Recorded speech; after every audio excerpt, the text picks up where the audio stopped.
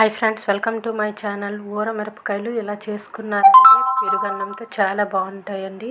పెరుగు కూడా చాలా అవసరం లేదు, కొద్దిగా పెరుగుతో ఇలా చేసుకొని నేనైతే ఫస్ట్ మిరపకాయలు తీసుకున్నానండి. తీసుకొని వాష్ చేసి పెట్టుకున్నాను. దీన్ని అన్నిటిని ఇలా కట్ చేసుకున్నానండి. సగానికి కట్ చేసుకొని అయితే పెట్టుకున్నాను. దీనికి కొంచెము మనమైతే వామ్ అయితే వేసుకోవాలండి. వామ్ వేసుకున్న వల్ల టేస్ట్ అయితే చాలా బాగుంటుంది. వామ్ని మిక్సీ పట్టి పౌడర్ చేసుకోవాలండి. చేసుకొని కట్ చేసే ముక్కలన్నిటిని ఒక పెద్ద ప్లేట్లో అయితే వేసుకున్నాను. వేసుకొని సాల్ట్ అయితే ఇందులో ఎక్కువగా పడుతుందండి. సాల్ట్ ఎక్కువగా వేసుకుంటే బాగుంటాయి, ఎన్ని రోజులైనా నిల్వ ఉంటాయండి ఇలా చేసుకుంటే. సాల్ట్ అయితే తగినంత వేసుకోవాలి. ఒక చిన్న కప్పుతో అయితే నేను సాల్ట్ అయితే వేసుకున్నాను. మనం మిక్సీ పట్టుకున్నాం కదా వామ్ పౌడర్ అయితే ఇందులో వేసుకోవాలి. వేసుకొని బాగా కలుపుకోవాలండి. చాలా బాగుంటాయండి టేస్ట్. నేనైతే నిమ్మకాయ అయితే ఒక మీడియం సైజ్ నిమ్మకాయ తీసుకొని దాన్ని అయితే ఇలా రసం చేసి పెట్టుకున్నాను. ఇది ఇందులో యాడ్ చేసుకున్నానండి.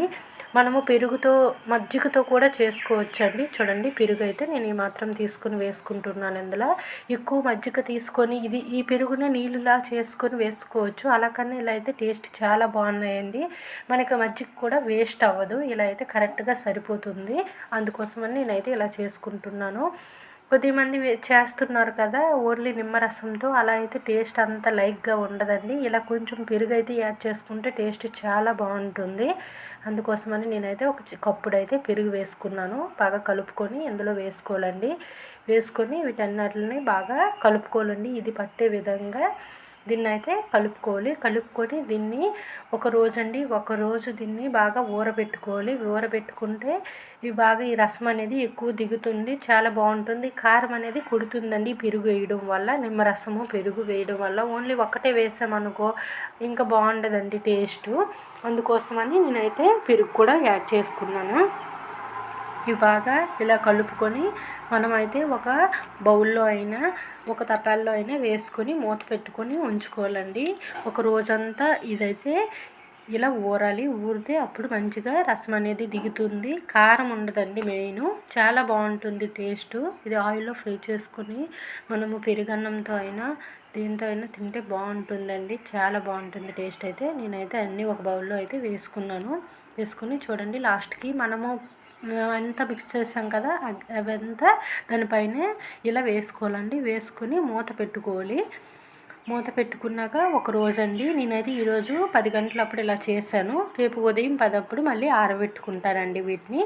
మనము మధ్యలో అయితే 4-5 అవర్స్కి ఒకసారి ఇలా కదుపుతూ ఉండాలండి. అప్పుడు కింద పైకి కిందకి వెళ్తాయి కదా.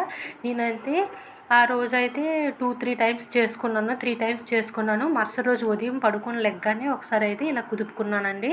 ఆ తరువాత నేను 10 అప్పుడైతే ఇలా ఆరబెట్టుకున్నాను. చూడండి, ఇవి బాగా ఆరాలండి. ఇవి ఆరేసరికి 2-3 డేస్ అయితే పట్టింది నాకైతే.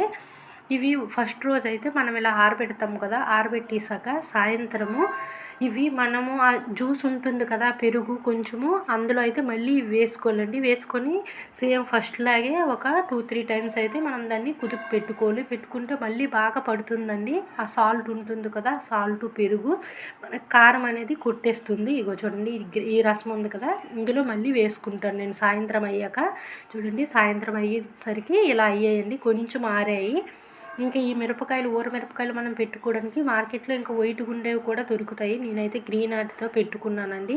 ఇవి కూడా చాలా బాగున్నాయి. మాకైతే ఇక్కడ అవి దొరకలేదండి వైట్ మిరపకాయలు. మన సైడ్ అయితే దొరుకుతాయేమో, అందుకోసమని నేను వీటితోనే అయితే ఇలా పెట్టుకున్నాను. చాలా బాగా వచ్చిందండి. టేస్ట్ అయితే చాలా బాగున్నాయి.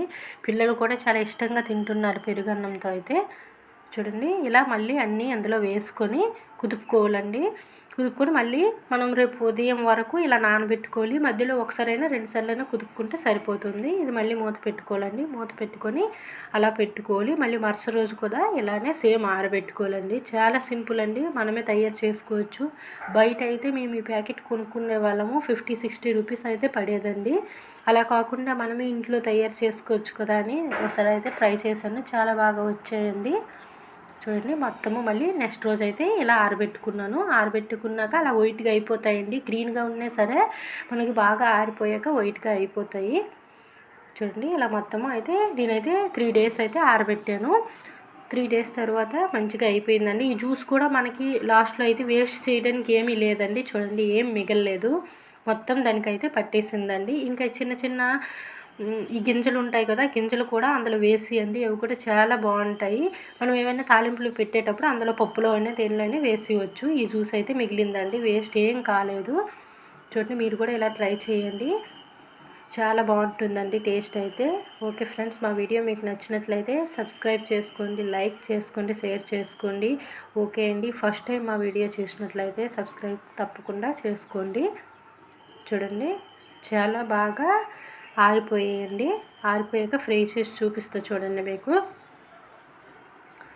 బాగా ఆయిల్ వేడయ్యిందండి, చాలా బాగా అయిపోయింది. వెంటనే వేయగానే అయితే అయిపోయి కొంచెం హీట్లో ఉండేటప్పుడే మనం వీటిని ఫ్రై చేసుకోవాలి. నాకైతే తెలియక బాగా హీట్ అయిపోయాక ఫ్రై చేస్తాను. Okay friends, bye.